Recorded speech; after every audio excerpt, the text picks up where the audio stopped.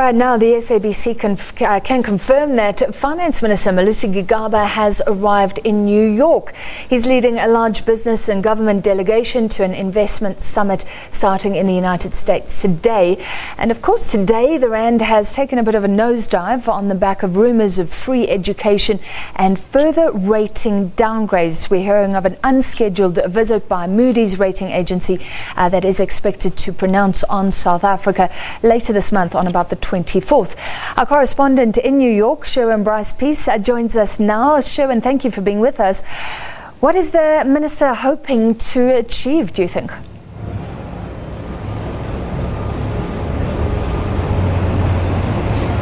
Well, he leads, Francis, a very powerful government and business delegation here to New York for the South Africa Tomorrow Investment Summit. And I think that doesn't need any much explaining if one were to listen to his medium-term budget statement on the 25th of October. The economy needs to grow, and for the economy to grow, we need increased foreign direct investment. So the discussions happening in the Palace Hotel here in Manhattan, New York City, is part of a number of stops around the world for this delegation. First here in New York City, and then they're off to Asia. They will go to Beijing, they'll go to Tokyo, they'll go to Hong Kong and Singapore, as it's really very much an all hands on deck. I was just talking to someone who is part of those discussions behind me, closed door discussions, and she was telling me off the record that a great deal of interest, Francis, in the independence of South Africa's Reserve Bank. She says that Reserve Bank Governor Lesetja Kganyago had everyone eating out of the palm of his hand as he defended the constitutional independence of South Africa's Reserve Bank. I can also tell you that they're also in a closed session with Finance Minister Malusi Gigaba discussing the rebuilding of confidence that South Africa remains open for business. Another session, monetary policy developments in the context of lowering inflation and recessionary macro conditions, possible consequences, as you mentioned in that intro, of sovereign debt downgrades. Of course, the timing of this trip not very good given the projections we see from the International Monetary Fund, saying this week that South Africa's growth prospects will hang around the 0.7% even next year. Of course, Treasury's estimates of 1.9% growth by 2020 is really not enough to deal with the questions of radical economic transformation, or if you prefer, inclusive growth, because if you're not growing, Francis, at a fast enough pace, there will be nothing to distribute. So very much part of the discussions here in New York behind me. Sherwin, we know in the past when he's visited the United States, one of the stops have been to rating agencies, or some of the stops have been to rating agencies. Do you think they're not featuring this time? And I bring this up because we are reporting today that Moody's is actually in town here in South Africa even earlier than expected. Is he there focusing on investors alone?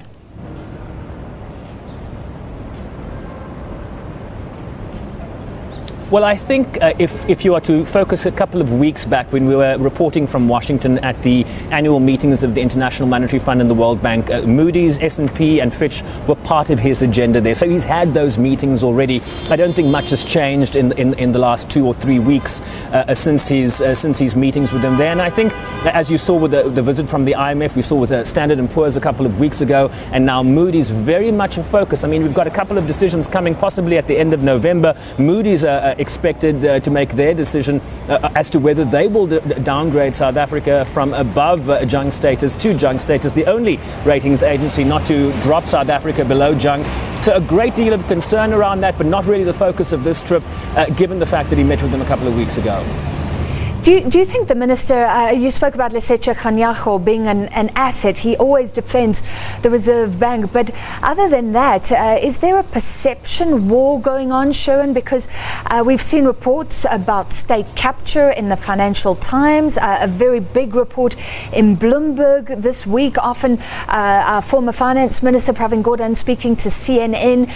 So investors, do you believe, are quite aware about some of the ructions and claims in South Africa?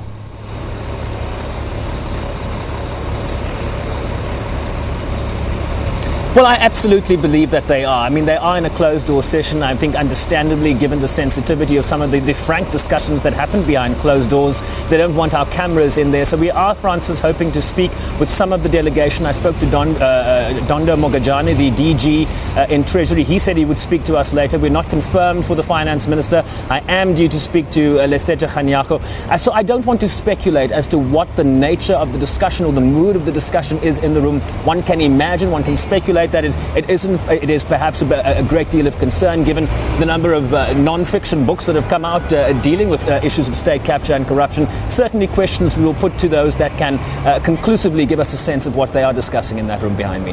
At least, and finally, Sherwin, are we presenting a united front? I don't know how many private companies are there standing side by side with government. Does this look like a team effort from South Africa?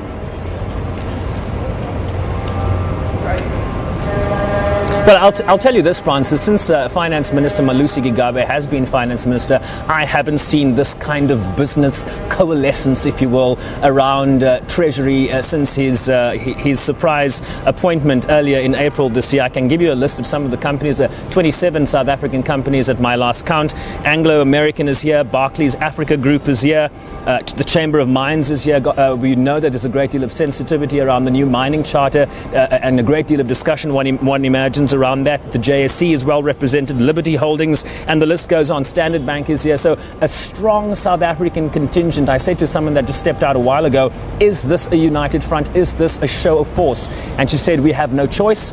This is all of our responsibility and the responsibility of all South Africans.